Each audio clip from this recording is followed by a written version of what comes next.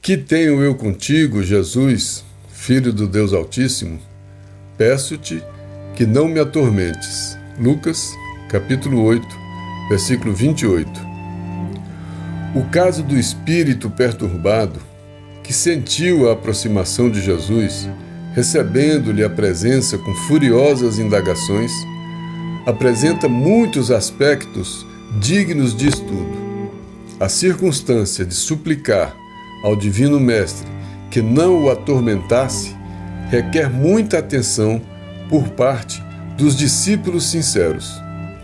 Quem poderá supor o Cristo capaz de infligir tormentos a quem quer que seja? E no caso, trata-se de uma entidade ignorante e perversa que nos íntimos desvarios muito já padecia por si mesma. A vizinhança do Mestre, contudo, trazia-lhe claridade suficiente para contemplar o martírio da própria consciência, atolada num pântano de crimes e defecções tenebrosas. A luz castigava-lhe as trevas interiores e revelava-lhe a nudez dolorosa e digna de comiseração. O quadro é muito significativo para quantos fogem das verdades religiosas da vida, categorizando-lhe o conteúdo à conta de amargo elixir de angústia e sofrimento. Esses espíritos indiferentes e gozadores costumam afirmar que os serviços da fé alagam o caminho de lágrimas, enevoando o coração. Tais afirmativas, no entanto, denunciam-nos, em maior ou menor escala, são companheiros do irmão infeliz que acusava Jesus por ministro de tormentos. Emmanuel. O nosso projeto, o Evangelho por Emmanuel, dessa semana, vai falar de um texto do livro Pão Nosso, capítulo 19, Falsas Alegações. Esse texto tem um conteúdo evangélico muito forte. A gente vai tentar entrar o máximo que a gente puder nessa conversa sobre o Evangelho, sobre esse texto, sobre esse versículo, sobre essa intenção do Emmanuel em trazer essa compreensão do Evangelho para a gente.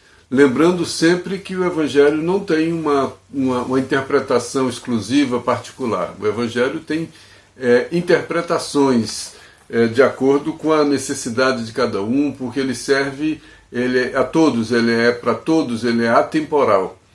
Mas o texto foi escrito, Falsas Alegações, a partir de um versículo do Evangelho de Lucas, capítulo 8, versículo 28. E o versículo 28 tem uma fala: Que tenho eu contigo, Jesus, Filho de Deus Altíssimo? Peço-te que não me atormentes. Aí só para a gente lembrar, esse versículo é uma fala de um espírito, né, de um homem possesso, que ao Jesus se aproximar, ele manifestou, né, toda a sua contrariedade com a presença de Jesus. Que tenho eu contigo, Jesus, Filho do Altíssimo? Peço-te que não me atormentes. A interpretação aqui é muito bonita, mas antes da gente entrar, nós vamos para o versículo anterior a esse, porque ele ajuda a gente a entender melhor. É o Lucas 8, 27. Jesus estava com os discípulos, né? Nesse processo de ensinamento, né? Daqueles 3 anos, e logo que ele desceu, o endemoniado Geraseno, né? Logo que ele desceu, ao desembarcar, veio da cidade ao seu encontro um homem possesso de demônios, que havia muito não se vestia, nem habitava casa alguma, porém vivia nos sepulcros. Se a gente não for ler esse versículo de maneira literal, olha que coisa interessante. Quando Jesus desembarcou, um homem possesso, quer dizer, um homem que não estava sob o domínio de si mesmo, um homem que não tinha o controle da situação, das coisas, da vida, das emoções, dos sentimentos, um homem descontrolado, né? Possesso, ele não estava na posse de si mesmo, né? Ele não tinha esse equilíbrio, essa harmonia. Então esse homem possesso, que havia muito, não se vestia nem habitava casa alguma. Não se vestia de túnica. A tradução do Haroldo Dutra Dias, ele acrescenta, não se vestia de túnica. E na palavra túnica, Haroldo botou uma notinha. E na notinha ele explica que túnica naquele momento, né, era uma veste interna, íntima, sobre as quais os judeus vestiam outras coisas. Olha só, então ele era possesso, porque ele não tinha o domínio sobre si, não era ele que falava, não era ele que conduzia, não era ele que coordenava as suas emoções, ele não tinha liberdade, ele era escravo de outras coisas lá fora. Mas por que ele era escravo de outras coisas lá fora? Porque ele não vestia túnica. Olha só, o que era essa túnica então? Era uma proteção interna. A túnica era um vestido, era uma proteção interna. Ele se protegia internamente. E o que era a casa? A proteção externa. Olha como ele colocou de maneira tão bonita. Ele não tinha proteção nenhuma, porque ele não vestia a túnica, que era essa proteção interna, interior, e nem morava em casa alguma, porque não tinha a proteção exterior da casa. Ele não tinha a túnica, não morava em casa, porém vivia nos sepulcros. Onde ele vivia? Ele vivia com os mortos. Ele vivia... E aí, lembra? Deixa os mortos enterrar os seus mortos. Então essa pessoa chegou, se aproximou de Jesus e não ouviu Jesus, porque ele não se interessava em ouvir Jesus. Ao contrário, né? Aí a gente volta para o versículo original. Essa pessoa que não tinha o domínio sobre si, que eram outros espíritos que falavam por ela, essa pessoa não tinha, naquele momento, porque não era ela que falava, ela não tinha nada com Jesus, porque as influências que ela recebia não queriam nada com Jesus. Que coisa interessante, que coisa bonita, né? E aí ela fala, só que ela não fala por ela fala porque não tinha a túnica, que era a proteção interna, não morava em casa, que era a proteção externa, e morava em sepulcro, porque era o lugar habitado pelos mortos. Então quem falava por essa pessoa eram os mortos. E o que é que os mortos falam com Jesus? Querem a presença de Jesus? Os mortos querendo vida? Morto não quer vida, morto quer a morte. Né? Jesus não falou, deixa aos mortos o cuidado de enterrar os seus mortos? Se essa pessoa morava entre os mortos, não queria a vida, vim para que tenham vida e vida em abundância. Não queriam a vida em abundância de Jesus. Ele queria os mortos, queria continuar morando entre os mortos. E não tinha liberdade nenhuma, porque não era ele que falava. Ele era um possesso. Né? Então, que tenho eu contigo? Jesus, Filho do Altíssimo. Reconheceram Jesus. Reconheceram Jesus. O que tenho eu contigo? Eu não quero a sua moral. Eu quero a moral dos mortos. Eu quero o erro, eu quero a porta larga, eu quero continuar na minha vida, eu quero continuar no escuro, eu quero continuar na escravidão, eu quero continuar morto. Né? Peço-te que não me atormentes. Por que atormente? Será que Jesus ia atormentar alguém intencionalmente? A presença de Jesus atormenta os mortos. A presença da vida atormenta os mortos.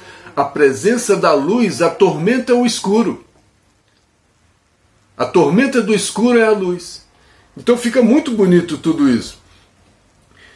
Quando a gente vai para o texto, que o texto vai falando com mais calma, mas a gente vai lembrando o título. Qual é o título desse texto? Falsas alegações. Então essas alegações que tenho eu contigo é completamente falsa. Por quê? Porque eu tenho tudo contigo. Jesus não é o caminho, a verdade, a vida, não foi Ele que veio para trazer vida e vida em abundância, então eu tenho tudo com Ele. Mas quando eu não tenho nada com Ele, tem alguma coisa acontecendo. Eu não falo por mim. Essa alegação de que eu não tenho nada com Ele é completamente falsa. Nós, espíritas, considerando Jesus um guia, um modelo, como eu não vou ter nada com o guia e com o modelo? Eu tenho tudo com o guia e com o modelo. Inclusive, é Ele que me guia e é Ele que é o modelo. Mas não é guia de cego.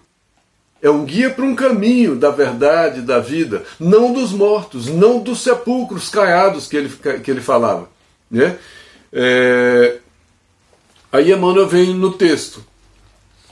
O caso do espírito perturbado, que sentiu a aproximação de Jesus, então era um espírito perturbado, que sentiu a aproximação de Jesus, não tinha como não sentir aquela claridade, aquela vibração, aquela energia, que não era a energia do sepulcro. Esse espírito perturbado que sentiu a aproximação de Jesus, recebendo-lhe a presença com furiosas indagações, apresenta muitos aspectos dignos de estudo. Essa lição, esse momento, essa passagem evangélica, Emmanuel está chamando a atenção para a gente observar que ela tem muitas abordagens, tem muita possibilidade de estudo. Inclusive, a nossa consciência. A nossa consciência é a presença de Jesus em nós. E quando a nossa consciência acusa alguma coisa que a gente não segue a consciência, a gente está dizendo: que tenho eu contigo, Jesus? Não me perturbe. Quantas vezes a gente fala para a nossa consciência: não me perturbe, eu vou fazer isso, eu quero viver isso, eu quero fazer isso. E a consciência está chamando. A lei de Deus não está dentro de nós, não é a nossa consciência que é o limite da lei de Deus, que é o limite da lei de Deus, não que não tem limite, é o limite da compreensão nossa da lei de Deus. Então essa consciência é a presença de Jesus que a gente consegue perceber, que a gente consegue entender, que a gente consegue enxergar. E quando a consciência, que é o limite da presença de Jesus em nós, se aproxima e a gente fala: que tenho eu contigo, consciência? O que a gente está dizendo? Né? A gente está perdendo o controle de nós mesmos. Recebendo-lhe a presença com furiosas indagações, apresenta muitos aspectos dignos de estudo. A circunstância de suplicar ao Divino Mestre que não o atormentasse requer muita atenção por parte dos discípulos. Essa presença de Jesus é simbólica. Né? No Evangelho a gente está lendo, fazendo a leitura, que é Jesus de fato chegando a algum lugar, está relatado nos textos evangélicos, que uma pessoa perturbada, assediada espiritualmente chega, que não tem domínio sobre si, né? Que não tem a proteção interior, né? Porque não tem a túnica. O que seria uma túnica? Uma prece? Um pensamento apropriado? Um sentimento apropriado? Né? O cuidado? O vigiar? O orar? Isso seria a túnica interna? E a túnica externa? Os lugares onde eu ando? Com quem eu ando? O que eu ando fazendo? O ambiente? O ambiente interno eu protejo com a túnica do orar e do vigiar. E o ambiente externo? O ambiente externo é a igreja, é o templo, é a casa? Não, o ambiente externo é essa psicosfera. Quais as psicosferas que eu ando? Eu ando na psicosfera da minha casa, cuidada, protegida, ou eu ando em qualquer psicosfera, na psicosfera dos túmulos, ou eu ando habitando os túmulos? Que riqueza, né, esse texto, muito, muito rico, né? Aí a gente não escuta esse vinde a mim, a gente faz o contrário, a gente se afasta, né? E Jesus falava: vinde a mim para que tenham vida. Então essa consciência, essa presença de Jesus em nossa vida é a consciência se ampliando. Mas quando a consciência se amplia, ampliam-se também os deveres. E como a gente não quer deveres novos, porque a gente está com preguiça, a gente está cansado, a gente não quer ter trabalho, a gente quer comodidade, a gente fala: não, que eu tenho contigo, consciência? Se afasta de mim, né? Peço-te que não me atormentes. O que eu tenho contigo, consciência? O que eu tenho contigo, dever? Afaste-se de mim, eu quero me divertir. Eu quero fazer o que eu gosto. Eu quero curtir a vida. Que eu tenho eu contigo moral de Jesus. Eu quero a moral dos homens. Eu quero a minha moral. Eu quero a minha lógica. Eu quero o meu conforto. Eu quero o meu prazer. Que tenho eu contigo, consciência. Que tenho eu contigo, Jesus. Que lindo, né? Isso também é um despertar, né? Quando ele falou que ele não vestia túnica para proteção interna, e que não tinha casa, não morava em casa para proteção de psicosfera, mas que morava nos túmulos, ele morava entre os mortos. Ele morava entre os mortos. Desperta, ó tu que dormes, levanta-te dentre os mortos, que o Cristo te esclarecerá. Faz todo sentido essa frase. Acorda, que você está morando entre os mortos, você está morando entre os túmulos. Desperta, tu que dormes, levanta-te, levanta-te, é porque ninguém vai lá te buscar, ninguém vai lá me buscar. Levanta-te com seus próprios pés, com as suas próprias pernas, levanta e saia daí de dentre os mortos, porque o Cristo te esclarecerá. Como é o Cristo que vai me esclarecer? É a moral do Cristo que vai me esclarecer. Aí eu tenho tudo contigo, por isso que a alegação é falsa, completamente falsa essa alegação. Emmanuel continua o texto. Quem poderá supor o Cristo capaz de infligir tormentos a quem quer que seja? Né? Peço-te que não me atormentes. Alguém já imaginou o Cristo causando tormento para alguém? O tormento era da consciência. O tormento era que ele, enxergando a luz, enxergando a claridade de Jesus, a dor da sua consciência ia ficar muito maior, muito mais forte. Esse é o verdadeiro tormento. Esse é o verdadeiro inferno. Começar a perceber a presença de Jesus. Por isso, é que quando a gente começa a se aproximar da moral evangélica, da moral de Jesus, a gente começa a perceber os nossos erros. E quando a gente se aproxima desses ensinamentos de Jesus, que a gente começa a perceber mais os nossos erros, a gente tem tendência a sofrer por algumas coisas que já fizemos há muito longe. E esse, inclusive, é um cuidado que a gente tem que ter. Porque essa culpa não pode me afundar. Eu tenho que reconhecer os erros para não cometer mais, mas não para ficar afundado nos erros e me mantendo na mesma faixa de vibração, sem túnica e sem casa e morando nos túmulos. Então, quem podia imaginar o Cristo causando sofrimento? E no caso, Emmanuel diz, trata-se de uma entidade ignorante e perversa, que não é a pessoa, é a entidade que é ignorante e perversa, que nos íntimos desvairios é completamente desvairada. Internamente, porque conseguiu levar esse desvairio para a pessoa que falou isso, porque ela não vestia túnica, não morava em casa e morava nos túmulos. Muito já padecia de si mesmo, muito já sofria pela própria consciência. A vizinhança do Mestre, a presença da luz, a presença da vida, né, trazia-lhe claridade suficiente para contemplar o martírio da própria consciência. Eu vivia no túmulo, escuro, não enxergava. A presença de Jesus clareia o túmulo e eu vejo os bichos, as baratas, eu vejo as coisas mortas, eu enxergo coisas que eu não estava enxergando. E aí minha consciência dói mais ainda porque eu vejo que eu fui atrás dos mortos. Eu que optei por morar nos túmulos. E aí é o processo de cair em si. E quando a pessoa cai em si, ele fala, o filho pródigo, né? Levantar-me-ei e irei ter com meu pai. Vou me levantar do túmulo e irei ter com meu pai. E qual é o caminho? Jesus, que é essa luz. A vizinhança de Jesus trazia-lhe claridade suficiente para enxergar, para contemplar o martírio da sua própria consciência, atolada num pântano de crimes e defecções tenebrosas. Atolada no túmulo. Crimes e defecções tenebrosas, escuras, tenebrosas.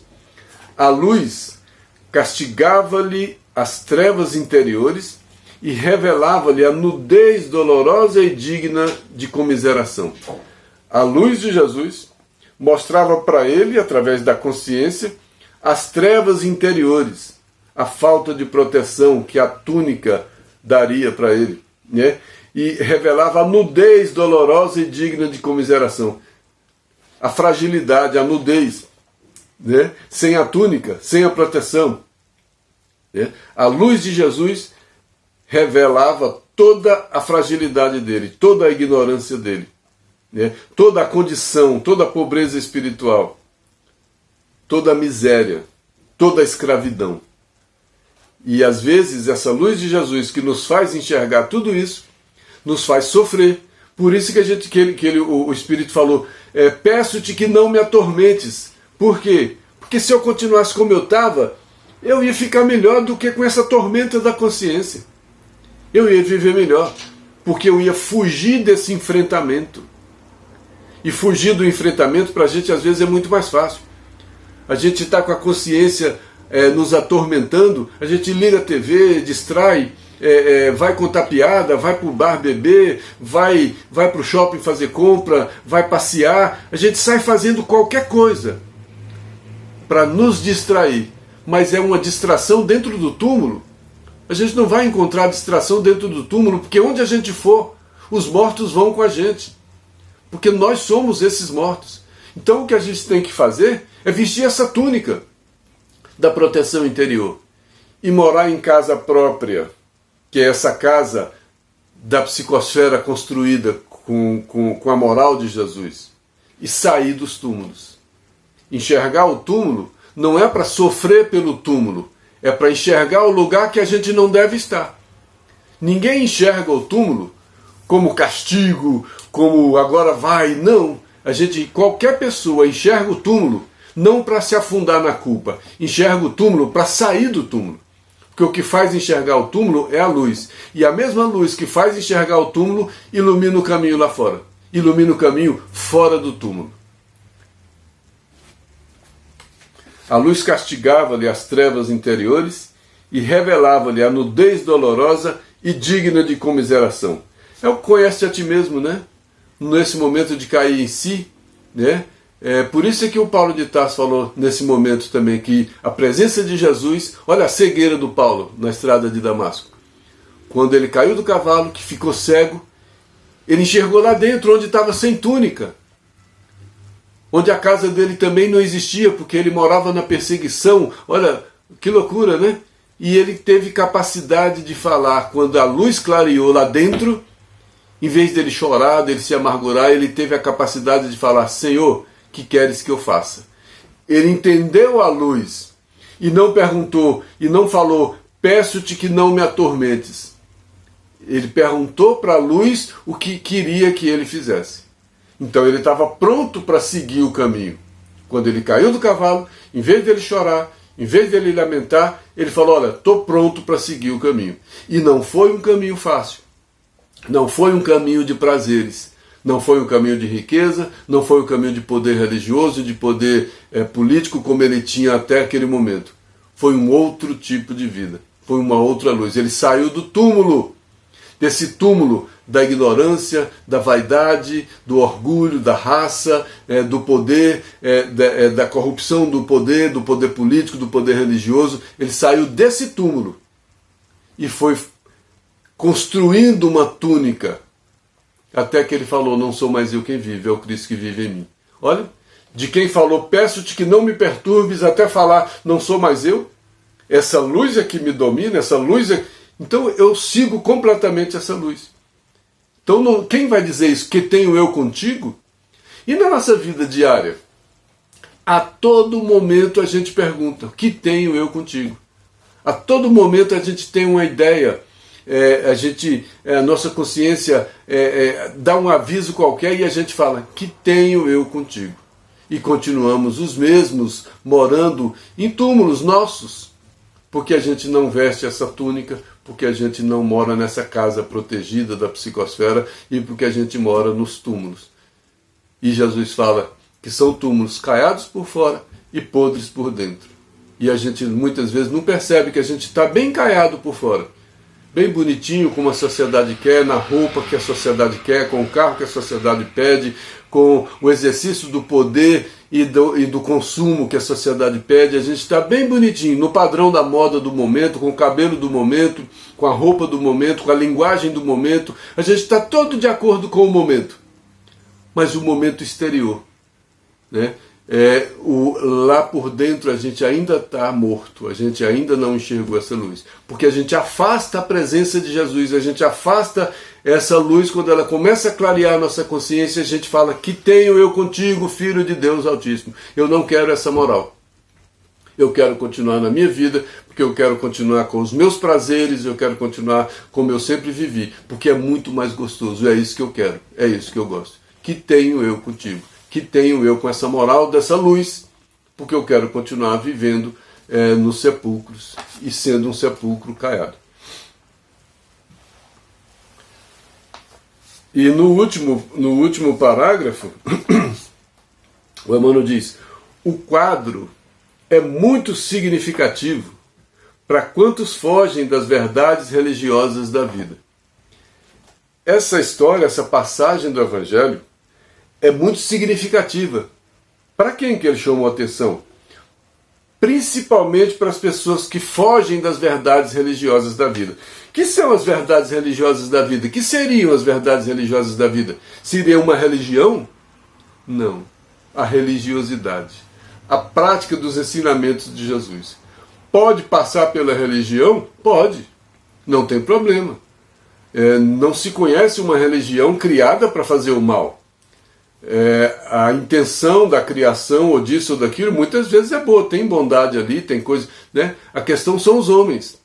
Então não é a religião em si, é a religiosidade, é o meu exercício da religiosidade, é o que eu faço com o meu íntimo, é a minha túnica e a minha casa.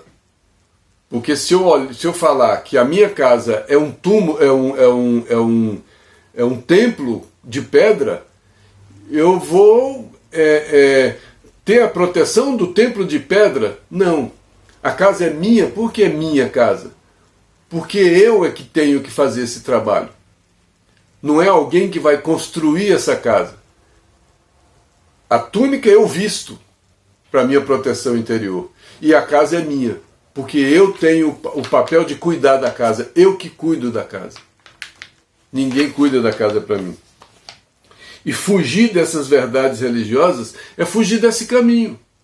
Quantas e quantas vezes, né, as oportunidades que a gente tem de um contato, de uma leitura, de uma pessoa, alguma coisa que nos chama a atenção para a consciência, para um caminho novo, para um momento novo na vida. Quantas vezes a gente tem vontade de fazer coisas melhores, de transformar nossas vidas. Quantas vezes a nossa consciência nos chama para esse momento novo de restauração. Na maioria das vezes, ano novo, a gente adora fazer isso, né? Ano novo, a gente vai, esse ano eu vou fazer isso, né? Mas é difícil, porque a gente tem dificuldade para viver essa nossa religiosidade dentro da moral do Cristo. Porque a moral do Cristo é uma moral muito difícil, é a porta estreita.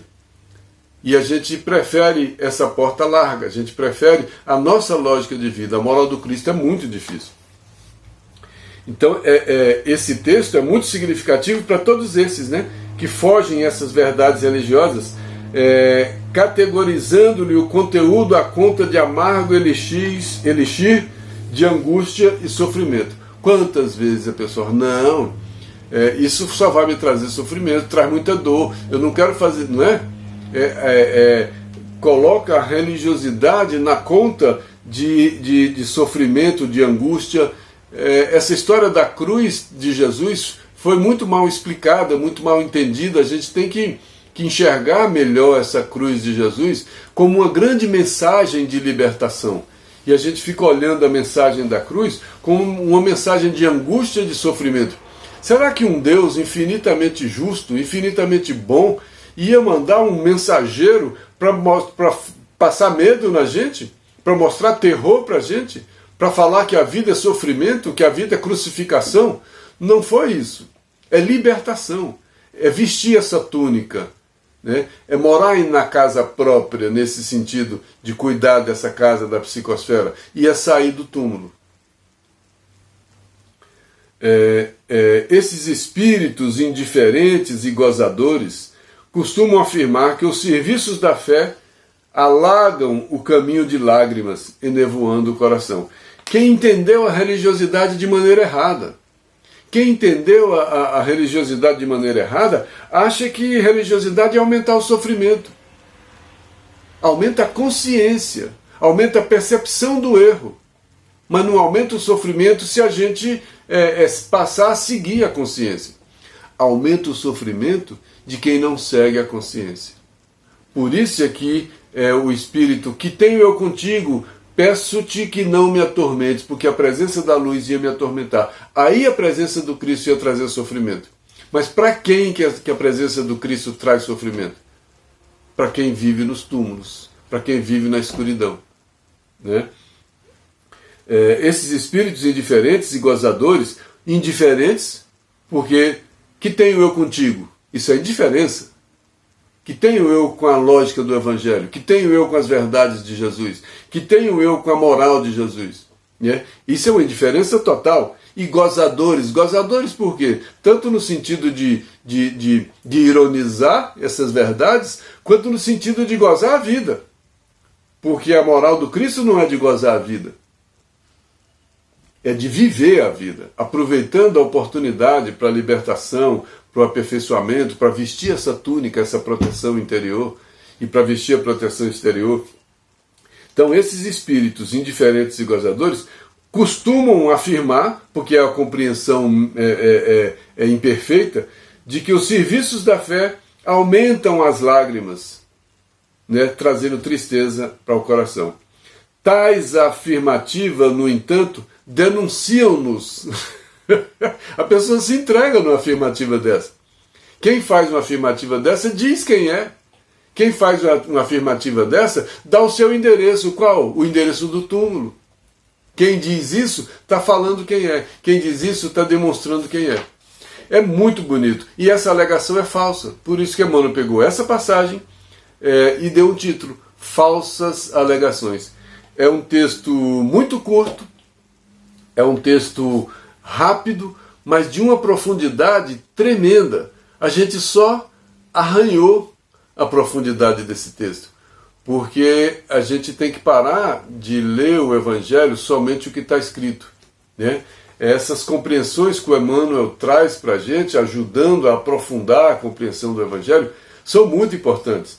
Uma coisa é eu chegar com uma leitura literal. Um espírito que era imperfeito, que uma pessoa obsediada que chegou para Jesus e falou: que tenho eu contigo, Filho de Deus, peço-te que não me atormentes. Isso é uma coisa.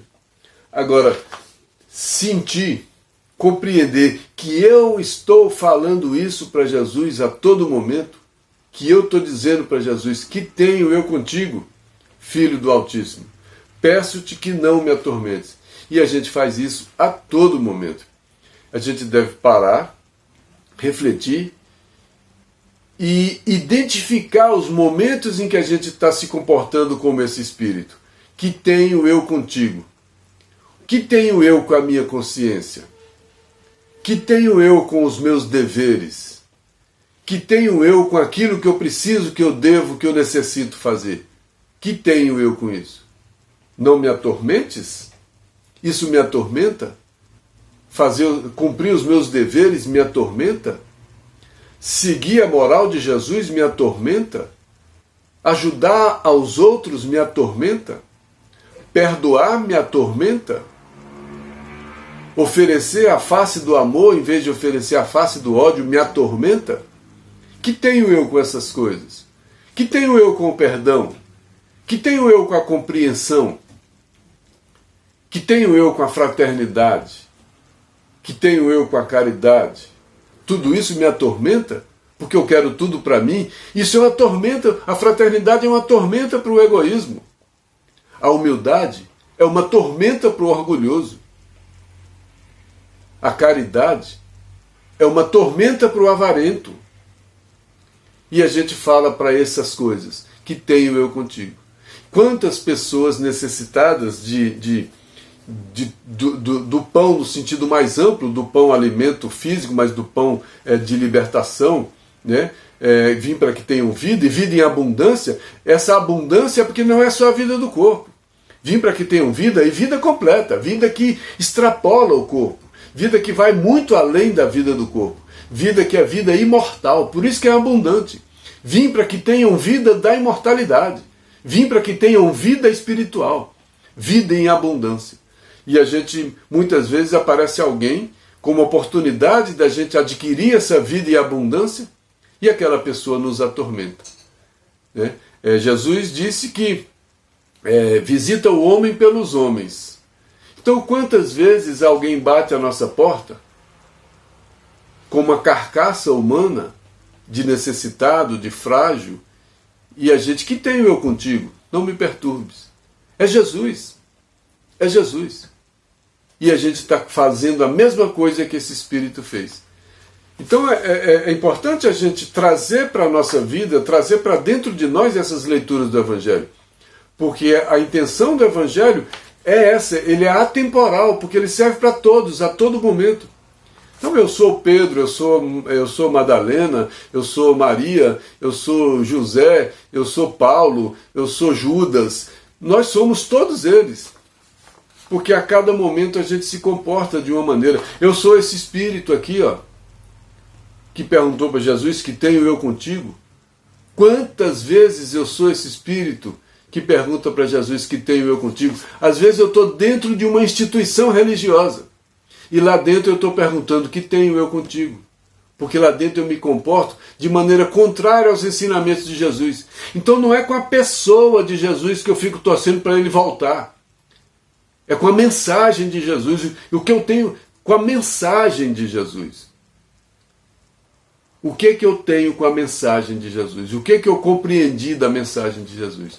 Todas as vezes que eu me comporto de maneira contrária à mensagem de Jesus, o que eu estou fazendo? Que tenho eu contigo, não me perturbes. Então eu vivo com a consciência pesada, porque eu estou perturbado o tempo inteiro com a presença de Jesus. A presença de Jesus me perturba. Que contradição! Como a presença do Salvador me perturba? Eu fico dizendo que ele é o Salvador, mas a presença dele me perturba. Como assim? Eu não posso me perturbar com aquele que eu falei que é o caminho, com aquele que eu falei que é a vida, com aquele que eu falo que é o Salvador. Salvador como? Eu quero o quê? Que caminho? Que verdade? Que vida? Que salvação? É preciso a gente sair um pouco dessa infância e ampliar essa nossa compreensão e enxergar Jesus como caminho em todos os momentos da nossa vida. E identificar em cada um desses minutos, em cada um desse momento, qual a hora que eu estou dizendo, afaste de mim, não me perturbes.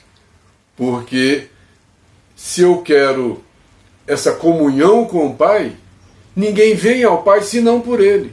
Então ninguém vem ao Pai fora dessa conduta. Ninguém vem ao Pai fora dessa moral. Ninguém vem ao Pai fora dessa compreensão. E onde é o Pai? A casa íntima? Ou é o túmulo? Então não me perturbes, eu continuo no túmulo. É importante que a gente consiga acender a luz desse túmulo. Nós temos as mãos para apertar o interruptor, mas a luz é o ensinamento de Jesus. Que a gente pare de falar que tenho eu contigo. Que a gente compreenda que essas palavras, que muitas vezes parecem piegas, que muitas vezes parecem, a gente ridiculariza, que outras vezes a gente nega, que isso tem uma profundidade, isso tem uma intenção, isso tem uma lógica, isso traz uma mensagem. Isso é essa luz que muitas vezes eu falo, não me perturbes.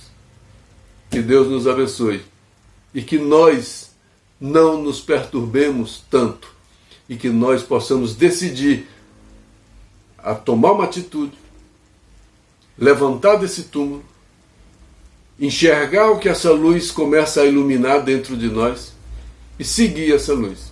E parar de seguirmos o Deus externo e pararmos de seguir o Jesus de papel, o Jesus de madeira, o Jesus de gesso, e começarmos a entender esse Jesus em cada momento da vida. Até a próxima.